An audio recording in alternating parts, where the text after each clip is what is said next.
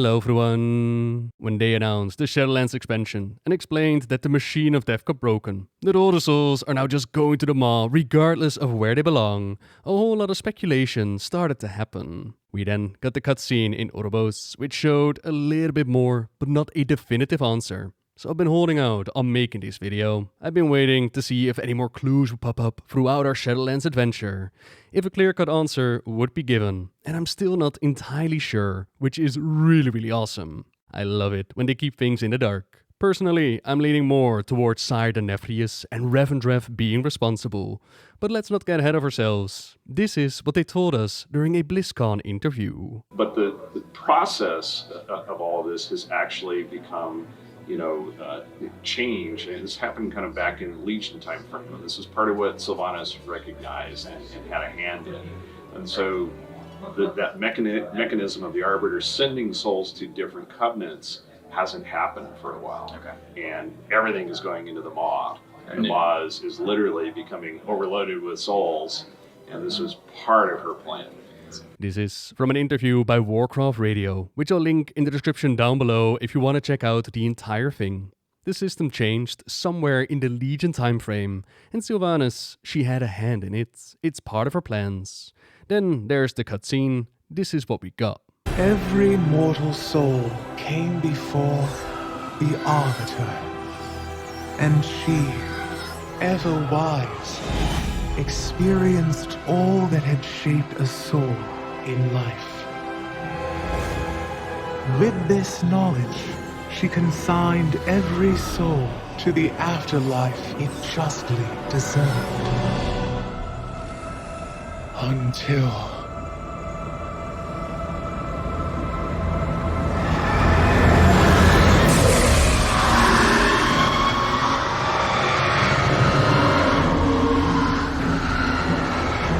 in that dread moment, our perfect order was shattered.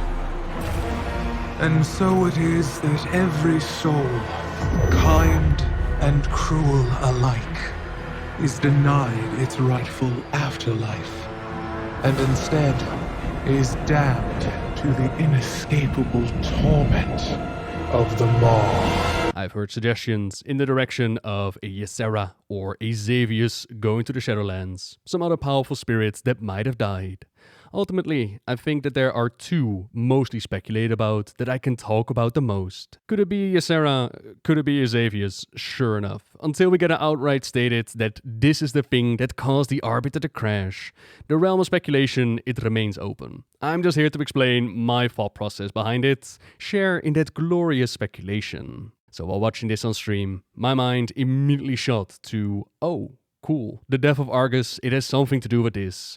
But then we thought a bit longer about it, and instead Sire Denathrius seemed a more likely candidate. Why Argus? Well, when thinking about the Legion time period, there are certain moments that stand out. There's Ysera's death, Greymane shattering the soul cage, tearing up reality between Argus and Azeroth, the death of the Titan Argus, and Sargeras stabbing the world. Just a few examples. To then narrow that down a bit, we know that it took place after the Emerald Nightmare raid. Since the spirit of Ursak, it still ended up in Ardenweald. But that's about how far the elimination goes. Yet let's not forget that it wasn't said to have been an event from Legion itself.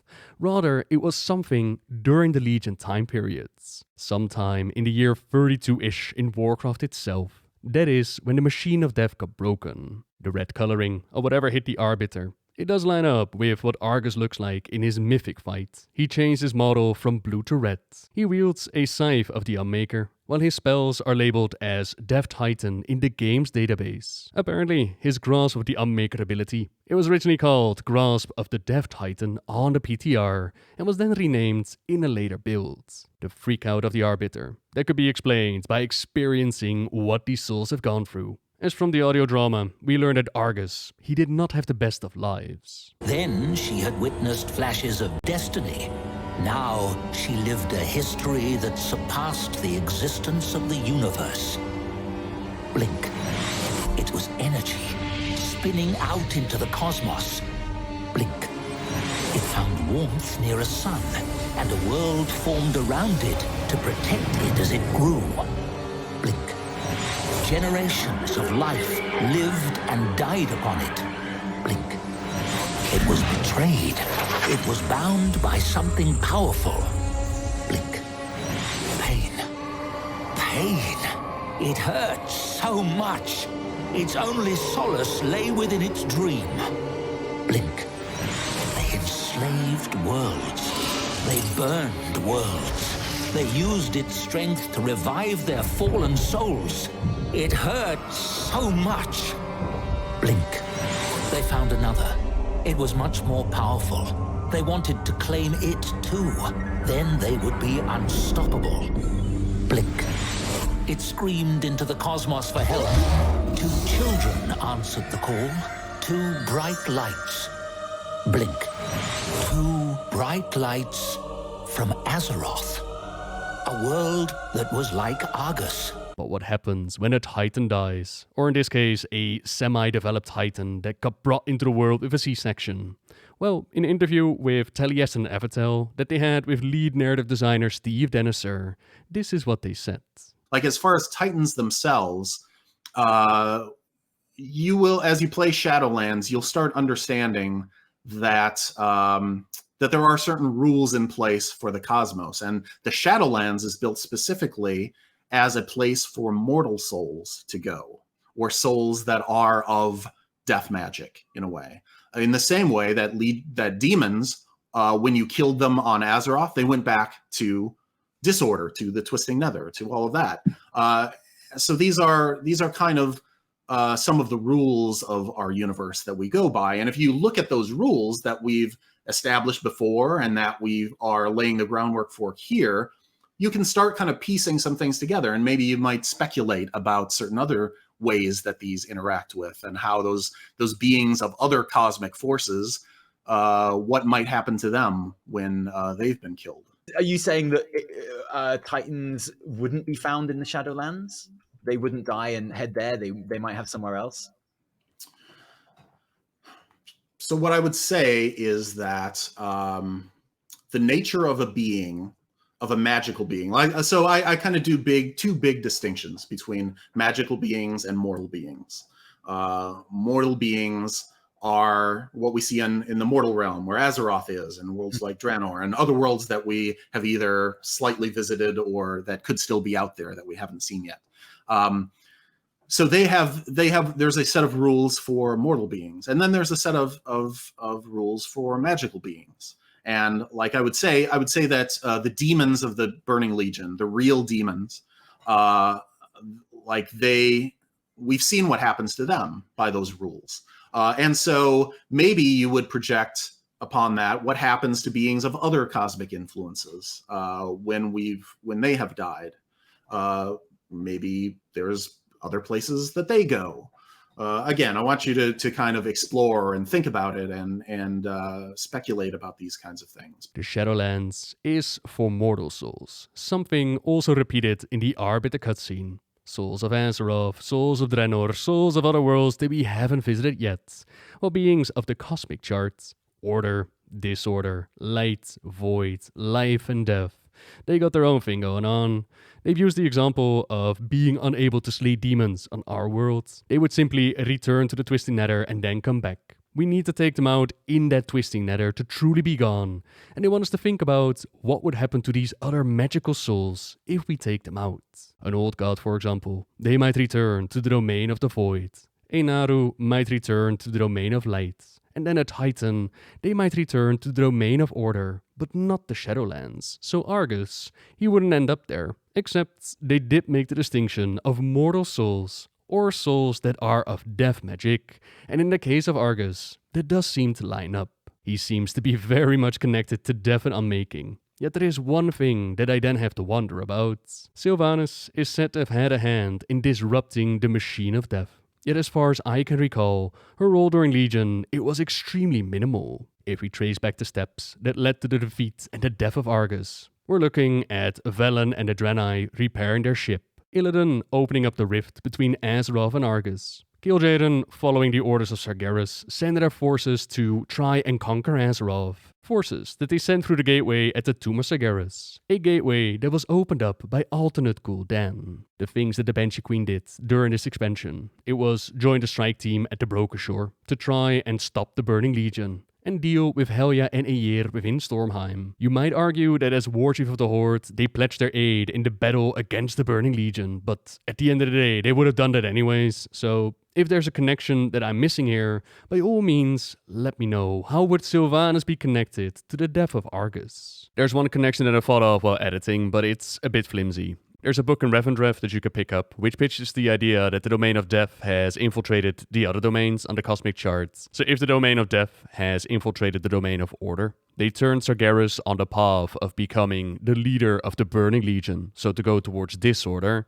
Then in turn, Sargeras was pushed to enslave Argus, and then that whole storyline played out. Argus enslaved, the worst kind of life, the death that eventually followed. If you have that build up, and that is speculation on its own, then you could make the argument that since Sylvanas is allied to the Jailer, perhaps that is what they meant, like she had a hand in this. But I would argue that since her allegiance with the Jailer didn't happen until the end of Wrath of the Lich King, I wouldn't find this the strongest argument. So then, for the case of Sire Denathrius, why was he the second name to jump to mind?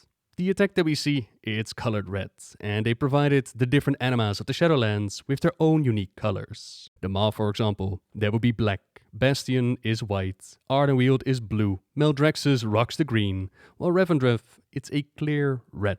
We know that Sire Denathrius has allied himself with the Jailer. He's been squeezing his people for every last drop of anima, pushing the Venthyr and the souls in the care far beyond their limits, corrupting and perverting their ancient rituals, which is actually meant to help these souls not abuse them.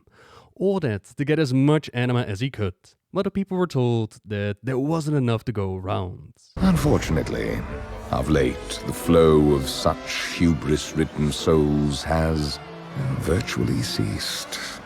And as a result, anima, our most precious resource, is in dwindling supply. Even we, the faithful who extract the anima, have not been spared the effects of this mysterious drought. He's full of it during this speech, lying about not having enough anima and calling it a mysterious drought. There are those that can see the hidden truth though, the sinful rebellion, who time and time again they blame the Sire, not just for the drought in Revendreth, but a drought in all of the Shadowlands. You could explain that by saying that he is creating this drought because he's holding on to the anima that they have, not sharing the resources gathered from the souls that they got. But then the system of the Shadowlands, it was a self-sustaining one. Why would he be held responsible for a drought across all of the Shadowlands by not sharing what they have? So this anima is taken, dropped into the maw by Denathrius. He is on board with the plans of the Jailer. He is ready for death to dominate the cosmic war that's been going on in Warcraft. Anima and souls to make his friend strong, to help him break him out. Similar to how the Arbiter is now sending all these poor souls down, regardless on how they live their lives. It sickens me to see our loyalty twisted by the one we once served. The Stoneborn were not the only ones manipulated and deceived, my friend.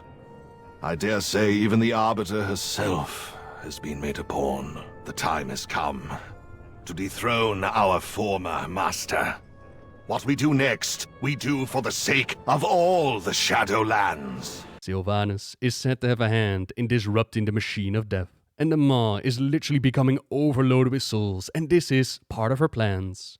A lot of what's been going on between Sylvanas and the Jailer prior to the Shadowlands, that's been kept in the shadows. We didn't even know that the Jailer was a thing until the expansion was announced, but now we do, and she is not the only one that decided to join his side. We have, for example, Devos, Helya, Muzala, more to be revealed. He has this whole team that chose his covenant. He probably offers some sweet transmog or something, and Denathrius, he is part of that team. I think that it's easier to imagine a connection between the Jailer, Sylvanas, and Denathrius, rather than the Jailer, Sylvanas, and an Argus. The time frame of Legion. Again, it does not mean that it had to have been an event from Legion, rather that the machine of death recently got broken. That's all I have to say about what broke the Arbiter.